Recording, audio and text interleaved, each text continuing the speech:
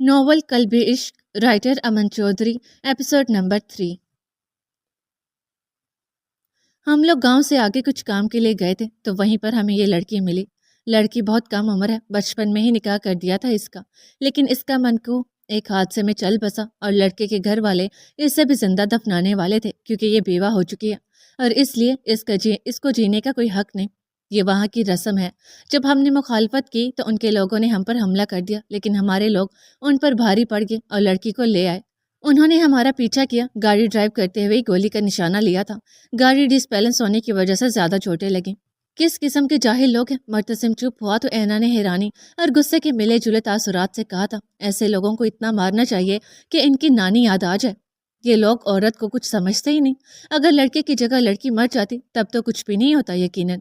ساحر اور مرتسم نے سر ہلایا تھا۔ سائیں گے دودھ؟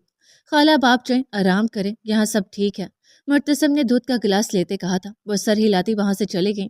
ساحر تم بھی جاؤ، آرام کرو۔ شاہ آپ بھی چلیں۔ ساحر کے جاتے ہی اینا نے مرتسم سے کہا تھا، اور آپ نے یہاں کیا کرنا ہے؟ میں بھی بس جا ہی رہی، بس ایک بار اس لڑکی کو دیکھا، کہیں ڈر ہی نہ جائے۔ اوکے، جلدی آئیے گا۔ اور مرتسم کو جاتے ہوئے دیکھ رہی تھی، اچانک کندھے پر کسی کا ہاتھ محسوس کرتے وہ ڈر کر مری تھی۔ سامنے ولی کو دیکھ کر اس کی جان میں جان آئی تھی۔ ولی ڈرا دیا آپ نے؟ میں نے نہیں ڈرا، تم خود ہی ڈر گئی۔ ڈرپوک کہیں کی۔ ولی؟ اس کے ڈرپوک کہنے پر وہ صدمے سے اس کے منہ سے بس ولی ہی نکلا۔ ولی نے ہنسی دبائی تھی۔ ایک سیکنڈ، آپ یہاں کیا کریں اور آپ واپس کب آئے؟ مجھے بتایا بھی نہیں۔ بریک لگاؤ میرا بچہ، اگر تم اپنے شوہر کے علاوہ بھی کہیں اور دھیان دیتی تو تمہیں میں نظر آتا جو تمہارے شاہ کو ہاسپٹل سے خود لایا تھا۔ ولی کے اس طرح سے کہنے پر اینا نے ہفکی سے اسے دیکھا۔ پہلی بات، ولی وہ میرے شوہر نہیں، منقوہ ہیں، ابھی رخصتی نہیں ہوئی، کتنی بار بتاؤں آپ کو؟ اور دوسری بات، شاہ زخمی ہیں تو مجھے انہیں کی فکر ہوگی، اور تیسری بات، آپ یہاں پر آئے ہی کیوں اور کب؟ ہاں پتہ ہے منقوہ ہے، اور زخمی نہ وہ خود ہوا ہے، بڑا شوق تھا اسے ہیرو بننے کا۔ مجھے ساحر نے فون کیا، اگر میں نہ ہوتا تو تمہارے شوہر مطلب منقوہ کو ان جنوں سے کوئی بھی نہیں بچاتا۔ ہاتھ اٹھا کر بولتا وہ اینا کو اتنا فنی لگا کہ اس کی بھی ہنسی چھوٹ گئی۔ ہاں ولی قسم سے پوری لڑکی لگ رہے ہیں ایسے بولتے ہوئے۔ لڑکی؟ ولی نے صدمے سے اسے دیکھا۔ اچھا بچو، تم رکو، بتاتا ہوں۔ Okay sorry. اس کے کف فول کرنے پر اینا نے ہنسی روکتے ہاتھ اٹھا کر کہا تھا، اسے پتا تھا اب وہ اسے گدگدی کرے گا، وہ اکثر ایسا ہی کرتا تھا، اس لیے اینا نے بات ختم کرنے میں ہی عافیت جانی، اور ہاں، ارسل کو سچویشن سمجھا دی تھی، اس لیے وہ لوگ نہیں آئیں گے، آیت کو سنبھال لینا۔ ولی کی سنجیدگی سے کہنے پر اینا نے سر ہلایا تھا۔ میں میر کے پاس جا رہا ہوں، اوکے؟ اسے بتاتا وہ جا چکا تھا۔ ولی وہ انسان تھا جس نے اسے 2 سال پہلے دوبارہ زندگی دی تھی، اس نے نہ صرف اس کی جان بچائی تھی بلکہ ایک باپ بن کے شفقت دی تھی، بھائی بن کے حفاظت کی تھی، دوست بن کے سایہ تھا، ماں بن کر اسے دنیا کی سختیوں سے بچایا تھا۔ اگر اس دن ولی نہ ہوتا تو شاید وہ اپنی جان سے پہلے اپنی عزت کھو چکی ہوتی۔ ولی اس کے لیے اس کا سایہ تھا، کہنے کو تو وہ صرف منہ سے بولا ہوا بھائی تھا، لیکن ان کا رشتہ دل کا تھا۔ یہ وہی جانتی تھی کہ کیسے ولی نے اسے سنبھالا تھا۔ وہ اس سے 5 سال بڑا تھا، لیکن پھر بھی اینا اسے نام سے ہی بلاتی تھی۔ یہ بھی ولی نے ہی کہا تھا۔ وہ دونوں خونی رشتے سے بڑھ کر تھے ایک دوسرے کے لیے، یہ تو وہی جانتی تھی۔ ولی اس کے لیے کیا تھا؟ وہ دونوں ایک ہی کہانی کے 2 سکے تھے۔ اینا زمانے کے ہاتھوں برباد ہوئی تو وہ اپنوں کے اعتبار سے ٹوٹا ہوا تھا۔ وہ اپنوں کے ہاتھوں برباد ہوا شخص ایک منہ بولے رشتے پر جان چھڑکتا تھا۔ ولی جا چکا تھا، لیکن اسے کتنی ہی دیر ہوگی وہاں کھڑے سوچتے ہوئے۔ قدموں کی چاپ پر اس نے چونک کر دیکھا تھا، چادر میں لپٹن عثمانی وجود تھا۔ اینا اس کے پاس کی جو سہمی نظروں سے اسے دیکھ رہی تھی اور اس کا ہاتھ پکڑتی اسے صوفے پر لے۔ ڈرو مت، یہاں تو محفوظ ہو۔ نام کیا ہے تمہارا؟ اس کے چہرے پر تھپڑوں کے نشان تعصب سے دیکھتی اینا اس کا ڈر سمجھ گئی تھی، اس لیے نرمی سے اس سے استفسار کیا۔ مسکان۔ جھجک نے نام بتایا تھا۔ ارے واہ، نام تو بہت پیارا ہے، بالکل تمہاری طرح۔ اب بتاؤ، کچھ چاہیے تھا؟ جی، وہ پانی۔ اوکے، میں ابھی لاتی ہوں۔ وہ کچن کی طرف گئی تھی۔ یہ لو، اور کچھ نہیں؟ ٹھیک ہے، اب جاؤ سو جاؤ، بہت رات ہو گئی ہے۔ جی۔ اینا بھی اوپر کی طرف بڑھ گئی۔ شاہ، یہ میڈیسنز تو آپ… وہ اندر داخل ہوتی کہتے کہتے رک گئی۔ ہولے سے قدم اٹھاتی وہ بیڈ کے قریب رکی تھی۔ ولی جا چکا تھا۔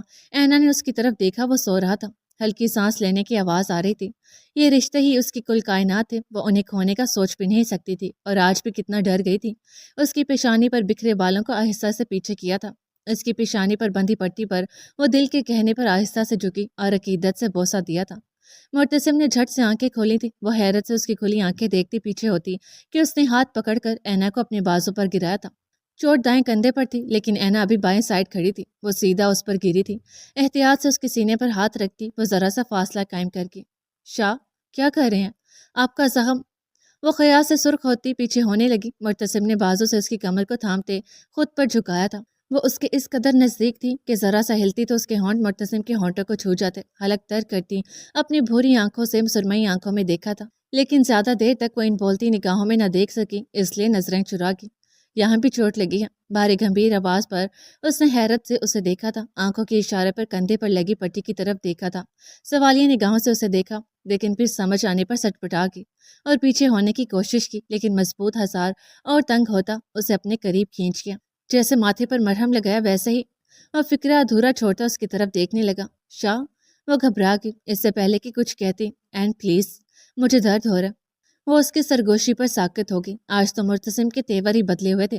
اس کی آنکھوں کی التجا سمجھتی وہ رک گئی۔ اس سے پہلی بار کوئی خواہش کی تھی، اس کے ہونٹوں کا مرہم مانگا تھا تو کیا وہ شاہ کی دیوانی نہ لگاتی یہ مرہم؟ وہ جھکی اور نرمی سے اس کے پٹی میں جکڑے کندھے پر کامتے لب رکھے تھے، کندھے سے نیچے بازو پر ہونٹ رکھتی وہ آنکھیں میچ کی۔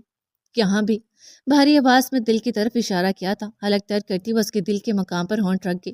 مرتسم نے سکون سے آنکھیں موند لی۔ اس کے کہنے سے پہلے ہی وہ اس کی آنکھوں کو باری باری لبوں سے چھوتی، ناک پر لگی چوٹ سے بینڈیج پر بھی ہونٹ رکھ گئی، اور بس وہ اس کا ہاتھ اٹھانے کی کوشش کرنے لگی۔ میر نے آنکھیں کھول کر اسے دیکھا تھا، لرزتی پلکیں جھکی ہوئی تھی، چہرے کے رنگت میں گلال بکھرا تھا، گلابی ہونٹ کپ کپا رہے تھے۔ وہ مبہوت سا ہوتا اس کے چہرے پر بکھرے رنگوں کا دیکھنے لگا، گلے میں گلٹی ابھر کر معدوم ہوئی تھی۔ یہ منظر اس کے لیے ہر منظر سے خوبصورت اور انمول تھا۔ اس نے بازو کو جھٹکا دیا۔ وہ فاصلہ بمشکل اینا نے قائم کیا تھا، وہ انچ کا بھی نہیں رہا۔ وہ شاہ کہتی اس کے قریب تر ہو گئی، اس سے کچھ بھی کہے بغیر اس کی سوجی آنکھوں پر نرمی سے بوسہ دیا۔ آنکھوں سے ہوتے اس نے ناک میں پہنی نوز پن پر شدت سے لب رکھے تھے، پھر دونوں گالوں پر بوسہ دیتا اس کی تھوڑی پر لب ٹکا گیا۔ وہ اس کی شدت پر کام کر رہ گئی۔ تھوڑی سے ہوتے اس کی نگاہ نچلے ہونٹ کے عین نیچے دائیں طرف بنے تل پر گئی۔ اس کے حلق میں یکدم سے کانٹے اگے تھے۔ نرمی سے جھکتے تل پر ہونٹ رکھے تھے، ایک بار، دو بار، تین بار، اور پھر بار بار۔ اس نے سختی سے اس کی تھامی شرٹ کو دبوچا تھا۔ وہ اس کے بار بار ہونٹوں کے قریب بوسہ دینے پر لرز گئی۔ میر نے ذرا سا چہرے پیچھے کیا، دائیں ہاتھ کو ہلکا سا حرکت دیتے اس کا چہرہ تھوڑی سے تھام کر اوپر کیا تھا۔ نظریں کانپتے لبوں پر گاڑی تھی، تھوڑی سے چہرہ اپنے نزدیک کرتا اس کے ہونٹوں پر جھک گیا۔ نرمی سے اس کے ہونٹوں پر بوسہ دیتے وہ پیچھے ہوا تھا۔ وہ گہرے سانس بھرتی گلابی ہوتی چہرہ اس کے سینے پر ٹکا گئی۔ مرتسم نے ذرا سا اوپر ہوتے ہونٹ اس کی پیشانی پر ٹکا دیا اور سکون سے آنکھیں موند گیا۔ نہ جانے کتنے ہی پل بیت کے اس کے ماتھے پر لب ٹکائے اسے اپنے حصار میں لیے ہوئے تھے۔ وہ کسمسائی تو میر نے نرمی سے اسے اپنے حصار سے آزاد کیا۔ وہ بنا اس کی طرف دیکھے بھاگی دی۔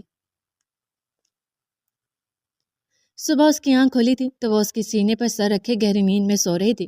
اس نے سر جھکا کر اسے دیکھا، ہونٹ ہلکے سے کھلے تھے، چہرے پر دنیا جہان کی معصومیت تھی۔ وہ مسکرایا۔ حیرت ہے، ڈیول اب بات بات پر مسکرانے لگا تھا۔ اس کا لمس اس کے زخموں پر جیسے ٹھنڈی پھوار کی مانند تھا۔ وہ اس کی باہوں میں تھی، وہ اتنی پرسکون نیند سویا تھا، یوں جیسے اس کی وحشتیں کبھی تھیں ہی نہیں۔ غازی نے ہلکا سا جھک کر اس کی نیمبا ہونٹوں کو چھوا، ہونٹوں پر جبن محسوس کرتے وہ کسمسائی اور بمشکل نیند سے بھری آنکھیں کھول کر اسے دیکھا۔ ہیزل آنکھیں نیند کے خمار سے گلابی ہو رہی تھی۔ وہ مبہوت سا ہوتا اس کی سحر زدہ آنکھوں کو دیکھنے لگا۔ غازی کا چہرہ دیکھتے اس نے منہ بنایا۔ ڈیول کہتے دوبارہ آنکھیں بند کر کے وہ شاید اس سے خواب سمجھ رہی تھی، لیکن مسلسل نظروں کی تپش سے کسمسا کر دوبارہ آنکھیں کھولی تھی۔ کیا ہے آپ کو؟ ابھی بھی گھور ہیں؟ نیند میں بھی آپ کو چین نہیں؟ لیکن میں نے تو سنا تھا کہ آنکھیں کھول کر بند کرنے سے خواب ٹوٹ جاتا ہے، لیکن آپ پھر بھی نہیں جا رہے۔ وہ اسے گھورتی بلند آواز میں بڑبڑا رہی تھی۔ میری نیند کے دشمن، صبح صبح مجھے ان کا چہرہ نہیں دیکھنا، اللہ جی۔ وہ بڑبڑاتے پھر سے آنکھیں موند کی، لیکن کمر پر سخت پکڑ اور جھٹکا لگنے کی وجہ سے ہڑبڑا کر آنکھیں کھولی۔ غازی مزے سے اس کی بڑبڑاہٹ سن رہا تھا، لیکن صبح چہرہ نہ دیکھنے والی بات پر اس کے ماتھے پر بل آئے تھے، اس لیے اس کی کمر پر گرفت سخت کرتے جھٹکا دیا تھا تاکہ وہ خواب سے باہر آئے۔ وہ ہڑبڑا کر آنکھیں کھول گئی تھی۔ اسے دیکھا جو ماتھے پر بل ڈالے اسے غصے سے گھور رہا تھا۔ نیند یکدم غائب ہوئی تھی۔ گزری رات کا ایک ایک پل آنکھوں میں گھوم گیا۔ چہرہ پل میں گلابی پڑا تھا، کمر پر سخت پکڑ پر وہ کسمسائی، لیکن غازی نے دوسرے ہاتھ سے اس کی تھوڑی سے پکڑ کر چہرہ اوپر کیا۔ وہ حلق تر کرتی آنکھیں زور سے میچ گئی۔ غازی نے غصے سے اس کی بند آنکھوں کو دیکھا۔ Open the eyes. اس کی غصے سے بھری آواز پر وہ ڈر کے مارے جلدی سے آنکھیں کھول گئی، لیکن یہ کیا؟ سامنے سیاہ کی جگہ پوری آنکھیں غصے سے بھری ہوئی تھی۔ اس نے ناسمجھی سے آنکھوں کو دیکھا۔ کیا بول رہی تھی؟ میرا چہرہ نہیں دیکھنا تو کس کا دیکھنا ہے؟ ہاں؟ وہ اس کی آنکھوں کے رنگ میں الجھی ہوئی تھی۔ اس کی غصے بھری ڈھار پر وہ ڈر گئی تھی۔ ہاں بولو، بتاؤ مجھے، کس کا چہرہ دیکھنا ہے؟ اس کی تھوڑی اور کمر پر گرپ سخت کرتا اسے کراہنے پر مجبور کر دیا۔ ماں، میں نے کب؟ اس کے ڈر سے وہ بھول گئی کہ ابھی تھوڑی دیر پہلے وہ کیا بول رہی تھی۔ اتنی جلدی بھول گئی؟ ابھی میری شان میں کیا قصیدے پڑھ رہی تھی؟ او تو وہ خواب میں نہیں حقیقت میں بولا تھا۔ وہ روحانسی ہوگی اور اوپر سے سخت گرفت پر آنسو نکل ہے۔ بولو۔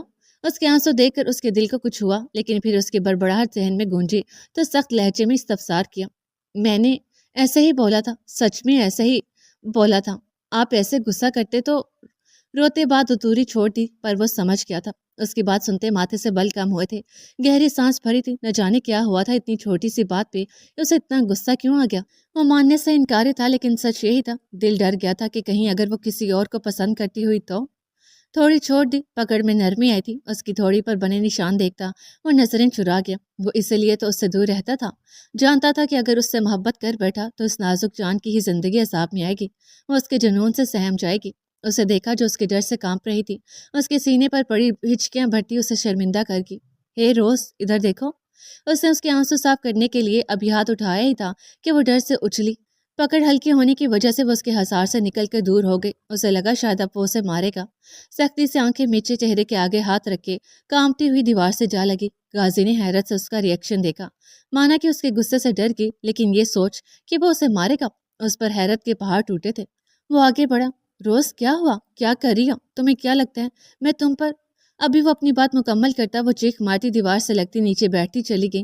وہ اس کے پاس آتا کہ اس کے الفاظ پر وہ ساکت ہو گیا۔ نہیں پلیز آصف بھائی، مجھے مت مارے۔ آج جیسا کہیں گے میں کروں گی، بابا کو بھی نہیں بتاؤں گی، مجھے مت مارے۔ وہ بولتی جا رہی تھی اور غازی سناٹوں کی ضد میں تھا۔ اسے دیکھا جو اب کہہ رہی تھی، مجھے ایسے چھوئے مت، یہ بیڈ ٹچ ہوتا ہے، مجھے اچھا نہیں لگتا، پلیز مجھے جانے دیں۔ غازی کی برداشت بس یہیں تک تھی۔ وہ آگے بڑھا اور زبردستی اس کا چہرہ سامنے کیا۔ روز، روز ادھر دیکھو، کوئی نہیں ہے یہاں، کوئی تمہیں ہاتھ نہیں لگا سکتا، دیکھو کوئی نہیں ہے۔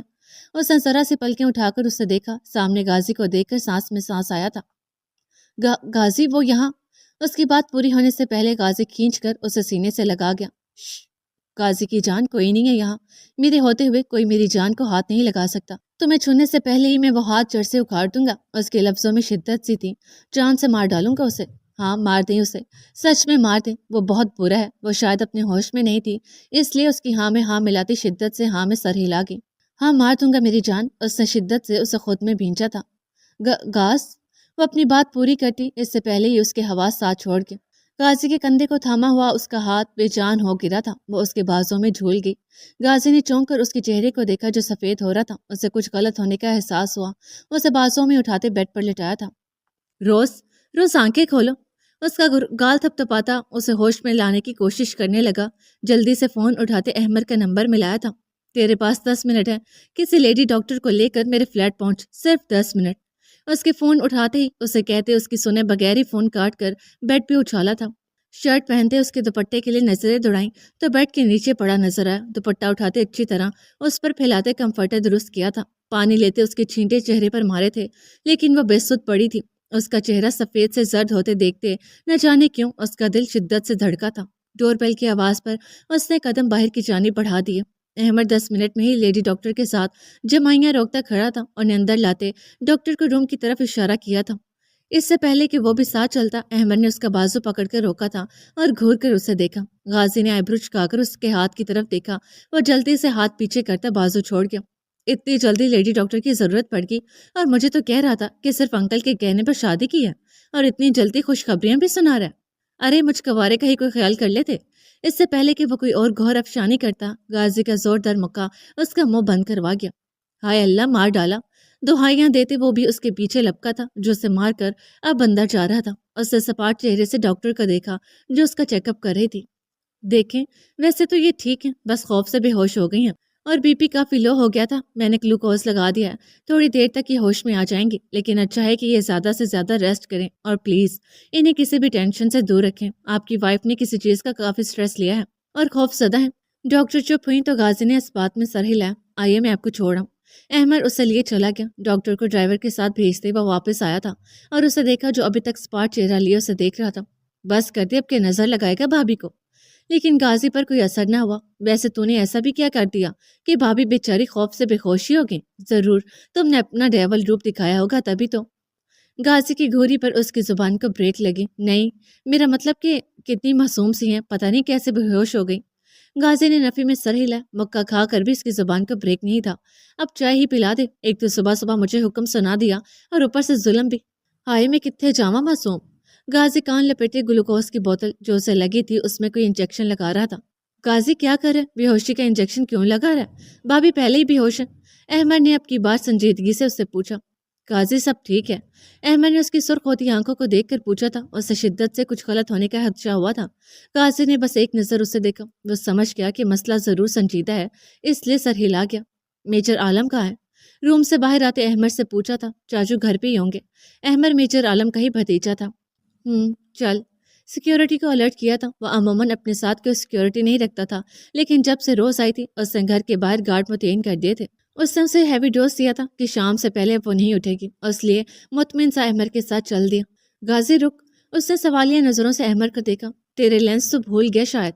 احمد نے اس کی بھوری آنکھوں کو دیکھتے ہوئے کہا۔ اس کی بھوری بوجھل آنکھیں بہت پیاری تھیں، سحر سدا سی، جو مقابل کو اپنی ایک نظر سے مات دینے کا فن رکھتی تھی، لیکن نہ جانے کیوں وہ انہیں سیاہ لینس کے پیچھے چھپا رکھتا تھا۔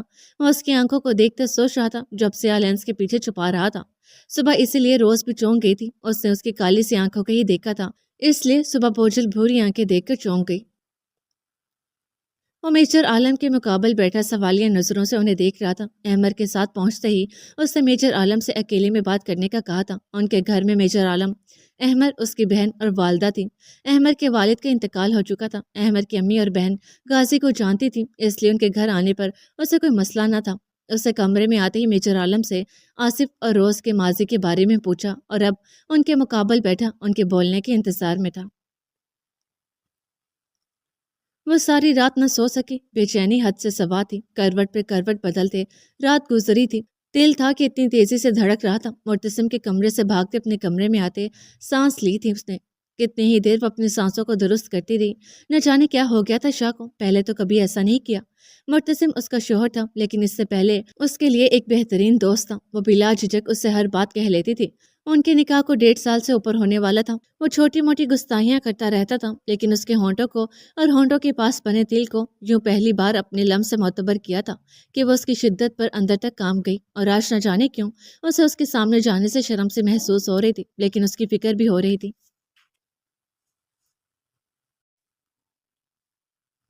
ماضی۔ نور، شہزادی بیٹا، بابا باہر گئے، آپ باہر آ جاؤ۔ اس نے صوفے کے پیچھے سے سر ذرا سا باہر نکال کر پلکوں کی جھالر اٹھا کر انہیں دیکھا۔ ہیزل گرین آنکھوں میں چمک تھی۔ وہ چپکے سے اٹھی، پیچھے سے ان سے لپٹ گئی۔ کیا بابا، آپ آج بھی ہمیں نہیں ڈھونڈ پائے؟ حفقیس سے منہ پھولایا۔ وہ مسکراتے ہوئے مڑے۔ ہاں، لیکن آپ تو جیت گئی نا بیٹا جی۔ ہمیں ایسی جیت نہیں چاہیے جس سے ہمارے بابا ہار جائیں۔ انہیں اپنی گڑیا پر بہت پیار ہے۔ ہماری گڑیا تو بہت سمجھدار ہو گئی ہے۔ اب ہم بڑے ہو گئے ہیں بابا، وہ سر اٹھا کر بولی۔ وہ بمشکل ہی ان کے کندھے تک آتی تھی۔ ہاں ہاں ہاں، بہت بڑی ہو گئی ہے، لیکن آج تک ایک چوزے سے ڈر جاتی ہے۔ وہ اس کی بات پر کہکا لگا کر بولے۔ بابا، وہ حبکی سے انہیں دیکھتی اتنی پیاری لگی۔ ہیزل گرین آنکھیں جن میں شرارت چمکتی تھی، پھولے ہوئے گلابی گال اور گھنے سیاہ بال میں وہ بالکل ہی کوئی کرسٹل کی شہزادی لگتی تھی، جو بہت پیاری تھی کہ دیکھنے والوں کی نظر اس پر ٹھہر سے جاتی تھی۔ اس لیے تو وہ ڈرتے تھے کہ کہیں اس کی خوبصورتی اس کے نصیب کو بدصورت نہ کر دے۔ وہ بے ساختہ ہی اس کا ماتھا چومتے اسے سینے سے لگا گئے۔ وہ ان کی کل کائنات تھی، ان کی پیاری بیگم کی آخری نشانی، جو اسے جنم دیتے ہی اس دنیا سے رخصت ہو گئی۔ احمد صاحب نے اسے ماں اور باپ دونوں بن کے پالا تھا۔ اس کی تربیت بالکل شہزادی کی طرح کی تھی۔ وہ تھی بھی تو شہزادی سے ہی۔ میجر عالم، جو کہ احمد صاحب کے بہت اچھے دوست تھے، آج ان سے ملنے آئے تھے۔ کیا بات ہے احمد، پریشان لگ رہے ہو؟ یار بات ہی پریشانی کی ہے، نور کی وجہ سے پریشان ہوں۔ وہ اس بات میں سر ہلا گئے۔ یار آپا بہت زور دے رہی ہیں نور کے رشتے کے لیے۔ وہ اپنے بیٹے آصف سے اس کی شادی کرنا چاہتی ہیں، لیکن نور تو ابھی بہت چھوٹی ہے اور ابھی تو پڑھ رہی ہے۔ میں نے بھی آپا کو یہی بولا، لیکن ان کا کہنا ہے کہ لڑکی کو پڑھا کر کیا کرنا ہے، وہ اس دنیا میں میرا واحد رشتہ ہے یار، میں انہیں کھونا نہیں چاہتا، لیکن میں نور کے ساتھ بھی ایسا نہیں کر سکتا۔ میری پھول جیسی بیٹی ہے، اور آصف اس سے تقریباً 10 سال بڑا ہے اور ایک نمبر کا عیاش آدمی ہے۔ کتنی ہی بار تھانے کے چکر کاٹ آیا، لیکن آپا کا کہنا ہے کہ شادی کے بعد سدھر جائے گا۔ نہ جانے کیا ہو گیا ہے آپا کو، ان کی سوچ کو مجھے سمجھ نہیں آ رہا کیا کروں یار۔ اور وہ آصف، اس کی نظریں اتنی گندی ہیں، کہیں وہ میری بیٹی کو کوئی نقصان ہی نہ پہنچا دے۔ عالم صاحب ان کی بات پر کچھ دیر سوچتے رہے، پھر بولے۔ دیکھ احمد، زندگی اور موت کا کوئی بھروسہ نہیں ہے، تو آج ہے کل نہیں ہے۔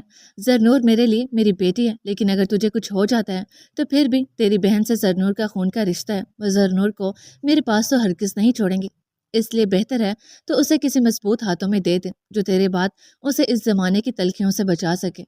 میجر عالم کی باتوں پر وہ سوچنے پر مجبور ہو گئے، لیکن اتنی جلدی؟ وہ ابھی 17 سال کی تھی، پچھلے سال ہی اس نے انٹر کے پیپرز دیے تھے اور اب ماسٹرز کا پہلا سال تھا۔ وہ اتنی جلدی اپنی گڑیا پر شادی جیسی ذمہ داری نہیں ڈالنا چاہتے تھے، وہ بہت ناسمجھ تھی، اس کی سوچ اور حرکتیں بچوں جیسی تھیں اور شادی بہت بھاری ذمہ داری تھی۔ وہ سوچ میں اس قدر گم تھے کہ انہیں پتہ ہی نہیں چلا زرنور کب سے انہیں بلا رہی تھی۔ بابا، اس نے ان کا ہاتھ ہلایا۔ بابا، آپ کی طبیعت تو ٹھیک ہے نا؟ وہ سنبھل کر مسکرا دیا۔ جی بیٹا جی، ٹھیک ہے۔ آپ کب آئیں؟ ہمیں تو کافی دیر ہوگی۔ عالم انکل، آپ بتائیں، ایسی بھی کیا بات ہو رہی تھی کہ بابا گم ہی ہو گئے؟ وہ ان کے معاملے میں کسی بھی قسم کا رسک نہیں لیتی تھی۔ ارے نہیں بیٹا، ایسی تو کوئی بات نہیں۔ آپ بتاؤ، آپ کی اسٹڈی کیسے جا رہی ہے؟ فرسٹ کلاس بابا، وہ میری فرینڈ ہے نا مائرہ، اس کی بہن کی بیبی ہوئی ہے، مجھے اسے مبارکباد دینے جانا ہے اور بیبی دیکھنی ہے، تو کیا میں چلی جاؤں؟ پلیز بابا، آپ کو پتہ ہے نا مجھے بیبیز کتنے پسند ہیں، میں ڈرائیور انکل کے ساتھ چلی جاؤں گی، جلدی آ جاؤں گی۔ ٹھیک ہے بیٹا، جاؤ لیکن جلدی آنا۔ سچی بابا؟ تھینک یو سو مچ، میں بس ابھی تیار ہو کر آئی۔ وہ خوشی خوشی اندر بھاگی اور اسے چھوٹے بچے بہت پسند تھے، جہاں کہیں انہیں دیکھ لیتی چھوڑتی ہی نہیں تھی، اور اب بھی مائرہ کی بھانجی کو دیکھنے کے لیے بہت خوش تھی۔ وہ 10 منٹ میں ہی تیار ہوگی۔ تیار کیا ہونا تھا، کپڑے چینج کیے اور بالوں کو باندھ کر اچھے سے سکارف کر لیا۔ میک اپ وہ کرتی نہیں تھی، اورنج کلر کی شرٹ کے ساتھ وائٹ ٹراؤزر پہنے، سر پر وائٹ اسکارف لیے وہ سادگی میں بھی گزب ڈال رہی تھی۔ میں چلتی ہوں بابا، اللہ حافظ۔ خدا حافظ بیٹا، دھیان سے جانا۔ بائے عالم انکل۔ بائے بیٹا۔ اسے واپسی تک رات ہو چکی تھی۔ ایک تو وہ بازار گئی تھی گفٹس وغیرہ لینے، اور پھر مائرہ کے ماما نے کھانے پر روک لیا، اور ابھی بارش اتنی تیز ہو رہی تھی اور اس کے ساتھ ہی گاڑی بھی خراب ہوگی۔ ڈرائیور انکل، اب ہم گھر کیسے جائیں گے؟ وہ رونے والی ہو گئی تھی، بارش بہت طوفانی تھی اور بجلی بھی چمک رہی تھی۔ وہ بہت جلدی ہی چھوٹی چھوٹی باتوں پر ڈر جاتی تھی۔ بیٹا جی، گاڑی اب ٹھیک تو نہیں ہوگی، آپ سر کو فون کریں، وہی آپ کو لے کر جا سکتے ہیں، میرے پاس فون نہیں ہے۔ اس نے جلدی سے فون نکالا، لیکن یہ کیا، فون تو ڈیڈ تھا۔ انکل، میرا فون تو بند ہو گیا، اب ہم کیا کریں گے؟ وہ رونے لگی۔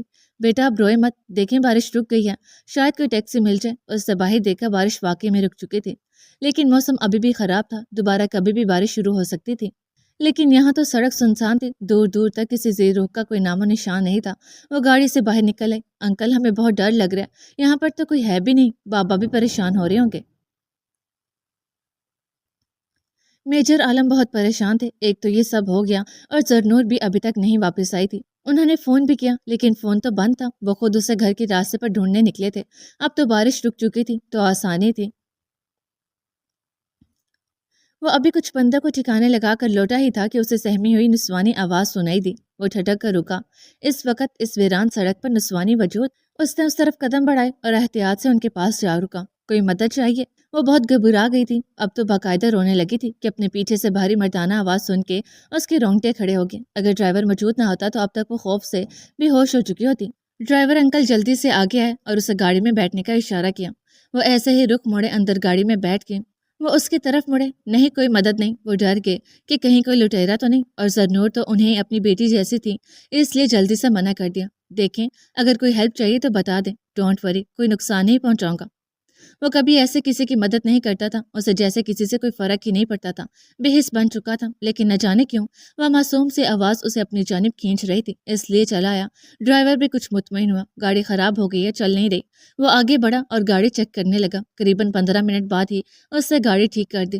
ڈرائیور انکل اس کا شکریہ کرنے لگے، نہ جانے کیوں اس کے دل میں چاہ ہوئی تھی کہ وہ اندر بیٹھے اس نسوانی وجود کا چہرہ بھی دیکھے، لیکن وہ سر جھٹک گیا اور ڈرائیور کی بات پر سر ہلا کے آگے بڑھ گیا۔ کسی نے یہ منظر بڑے غور سے دیکھا تھا اور کچھ سوچ کر مسکرا دیا۔ وہ زرنور کو ڈھونڈتے ابھی ادھر پہنچے ہی تھے کہ اسے ان کی گاڑی کی طرف وہ آتا دکھائی دیا۔ وہ لمحے میں ہی اسے پہچان گئے تھے۔ وہ اس کو اس شہر میں دیکھ کر حیران ہوئے۔ وہ ابھی آگے بڑھتے کہ اس کی مدد والی بات پر حیرانی سے اسے دیکھا، جیسے یقین نہ آیا ہو، اور پھر اس کی آنکھوں کی دلچسپی دیکھتے وہ بہت کچھ سوچنے پر مجبور ہو گئے۔ انہیں سمجھ آ چکا تھا کہ اس کی لگامیں کیسے کسنی ہیں اور زرنور کے لیے مضبوط سہارا کون بنے گا۔ انہیں بس اب احمد صاحب سے بات کرنی تھی۔ وہ جلدی سے گاڑی میں بیٹھے۔ زرنور لوگوں کی گاڑی جا چکی تھی، انہیں اس سے پہلے گھر پہنچنا تھا کہ جو کچھ ہو چکا تھا وہ بہت ڈر جاتی۔ گھر پہنچ کر ہی اس کی سانس میں سانس آنی تھی، نہ جانے کیوں دل بہت عجیب ہو رہا تھا۔ اسے لگا تھا کہ بابا اس کا انتظار کر رہے ہوں گے، لیکن یہ کیا، حال تو خالی تھا۔ بابا کہاں ہیں؟ بابا، وہ انہیں آواز لگاتی ان کے روم تک گئی۔ وہ جیسے ہی اندر داخل ہوئی ساکت رہ گئی۔ بابا، اس کے لب پھڑپڑائے جاری ہے۔